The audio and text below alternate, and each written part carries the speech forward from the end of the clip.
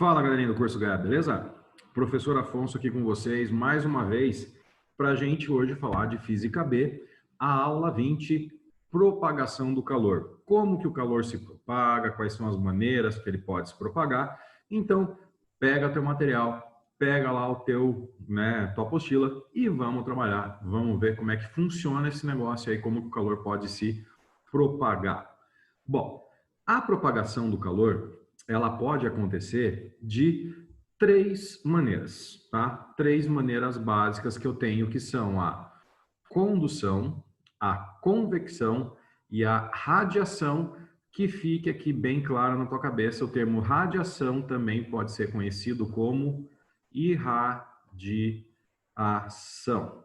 Então, irradiação ou radiação vão dar certo, vão funcionar, são sinônimos. Então, a condução está aqui, você segura uma barra de metal com uma ponta no fogo, uma hora vai queimar a tua mão. Convecção é onde a gente tem aqui, ó, dentro da geladeira, as camadas de ar se movimentando e o calor se propagando. E a radiação, o rapazinho aqui com uma camiseta branca, tá meio que na boa, enquanto o outro com uma camiseta preta tá suando, tá cozinhando. Então, hoje o nosso objetivo é comentar um pouquinho sobre esses três processos, ver como é que eles funcionam, quais são as maneiras do calor se propagar, beleza? Então vamos lá. Bom, dentro da condução, eu tenho uma coisa chamada de fluxo de calor, tá? Que tem aqui a letra grega φ representando. O que é o fluxo? É o tanto de calor que passa por uma superfície. Então, o fluxo de calor é a quantidade de calor por tempo, tá? Então, é isso aqui, ó. É a quantidade de calor por tempo. Quanto de calor passa por segundo ou por minuto, tá? Então, esse fluxo, ele é medido em ou calorias por segundo, ou quilocalorias por segundo, lembrando que o prefixo quilo quer dizer vezes 1000 ou 10 ao cubo, tá? Calorias por segundo. No sistema internacional, o fluxo ele é dado em watt, tá? E watt é uma unidade do sistema internacional. Então, ela tem que ter as outras unidades no sistema internacional. Quantidade de calor aqui, ó, Qzão, tem que ser em joule, e o tempo tem que ser em segundos, tá? Então, joule por segundo me dá watt para o fluxo de calor. Fluxo de calor, quantidade de calor por tempo, numa certa região, numa certa área. Tá aqui, condução acontece quando a gente tem o transporte de energia partícula a partícula, sem transportar matéria.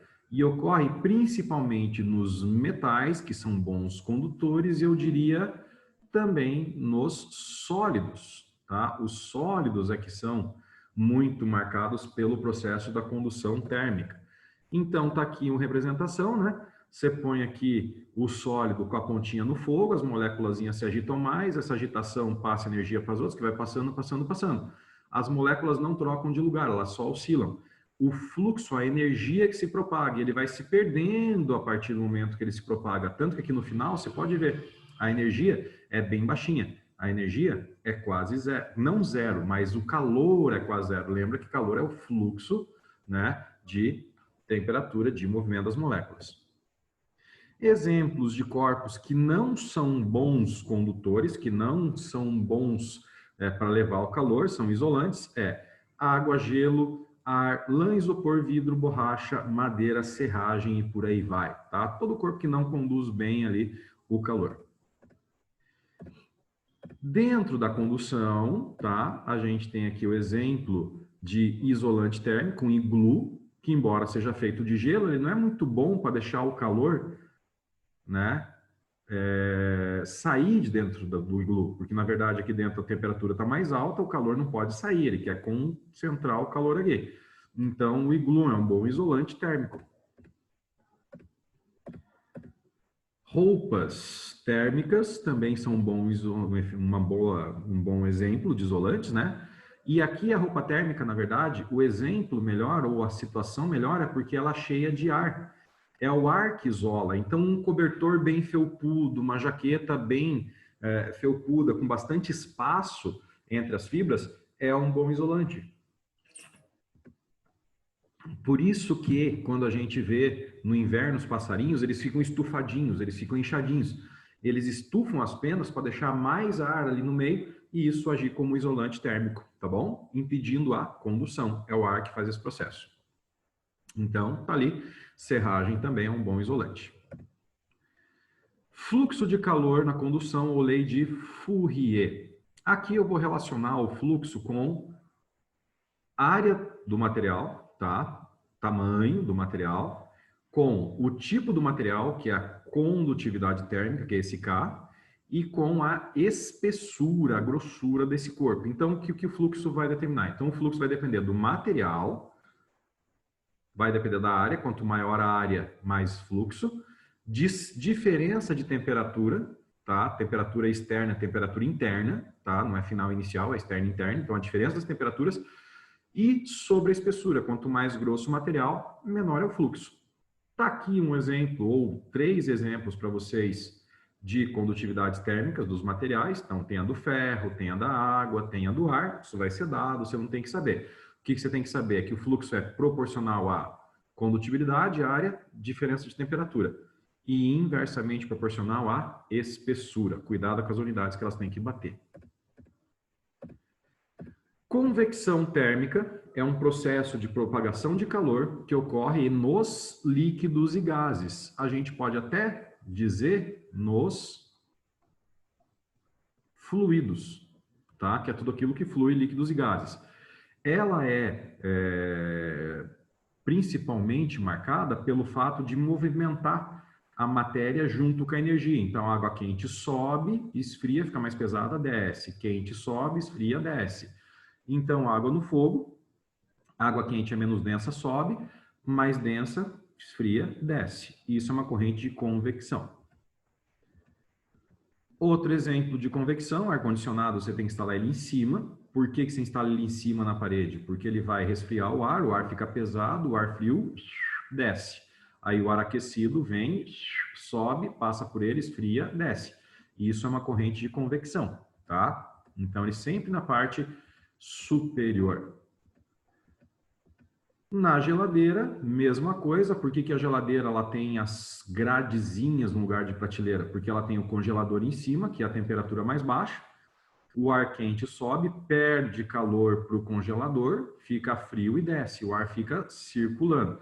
Isso aqui é a geladeira, que tem o congelador em cima, diferente de freezer ou geladeira duplex, que é separado um do outro. Daí é outro sistema, não tem nada a ver. Isso daqui é aquela geladeira que você abre, o congelador está ali dentro, tá? Não separado numa outra parte.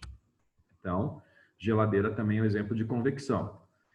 Brisa marítima, mais temperatura mais elevada durante o dia no continente, temperatura mais baixa durante a noite na água. Então, ar quente sobe, ar frio desce, ar quente sobe, ar frio desce. Então, durante o dia, a brisa vai da onde? Da água para o continente. Durante a noite é o contrário. Aqui no continente está mais frio, tá errado esse termo frio, mas só para você entender. E aqui está mais quente. Então, ó, ar mais denso, menos denso. Daí vem aqui, esfria mais denso, menos denso. E à noite daí eu tenho a brisa chamada de brisa terrestre. De dia eu tenho brisa marítima, porque ela vem do mar para o continente, e de noite terrestre, porque é do continente para o mar. Irradiação ou radiação térmica é o processo onde o calor se propaga através de ondas eletromagnéticas, principalmente de infravermelho, tá? As ondas de calor. E esse processo ele é muito importante porque ele acontece no vácuo, ele acontece na ausência de matéria. Então, é o processo por onde a gente consegue, né, ter o calor do Sol chegando à Terra. Não é só o calor, chega a outras coisas, mas a gente está estudando o calor basicamente. O tempo está seco, minha garganta está zoadaça, por isso que estou tomando bastante água. Tá? Transmissão de calor por radiação, lei dos câmbios. Todo corpo que absorve bem o calor também emite bem o calor, que é o que a gente chama de corpo negro ideal. O exemplo é a fuligem, ela esquenta muito, porque ela absorve, mas ela também queima a gente, porque ela emite muito calor. Segunda fase, provavelmente se cair, tem no fluxo de radiação a lei de Stefan Boltzmann, ou também chamada de poder emissor de uma radiação, que fala de potência por área. Aí você pode ter aqui a constante de Stefan Boltzmann, a temperatura, a quarta potência. O importante é você pensar e você saber que a energia emitida, o poder emissor e a temperatura são diretamente proporcionais, tá? Mas é só para você ter uma noção que tem essa equação, relaxa, não é nada absurdo, tá? Isso daí é muito raro de pedir. Talvez numa aula de aprofundamento, de uma segunda fase, eu falo disso. Tá? Mas agora só saiba que existe poder emissor e corpo negro. Corpo negro o que é? Todo corpo que é um bom emissor, mas também um bom absorvedor. Aplicações da irradiação, efeito estufa ou estufa, aonde entra a radiação bem intensa, perde um pouco da energia e quando ela vai sair, ela não consegue passar pelo vidro. Então ela fica presa aqui dentro. Isso faz com que a temperatura aqui fique mais alta e você cria uma estufa, literalmente, que é o que acontece com a poluição no nosso planeta. O efeito estufa tem esse papel. Ele não deixa, a poluição não deixa a radiação voltar para o espaço, ela mantém na superfície da Terra e isso gera o aquecimento. Coletor solar, nossa, gerar calor a partir e energia elétrica a partir de luz, muito importante. E o nosso garrafa térmica, o vaso de Dewar, que vai tentar impedir a propagação de calor pelos 3 processos. Vácuo impede a passagem do calor por condução. Tá? O vácuo não deixa o calor sair da garrafa por condução. Parede de vidro espelhado impede a saída do calor por irradiação. E, finalmente, a tampa impede que a fumacinha saia e impede a convecção.